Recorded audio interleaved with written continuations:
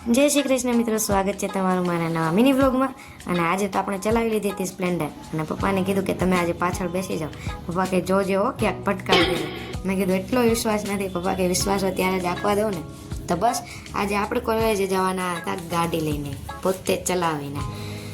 પછી ફાઇનલી કોલેજે પહોંચી ગયા અને હેલ્મેટ અને ચાવી આપી દીધી પપ્પાને, કારણ કે આપણે કોલેજ જવાનું હતું. કોલેજે 2 કલાકનું પેપર પતાવીને આજે લાસ્ટ પેપર હતું એટલે આપણે મોજમાં હતા.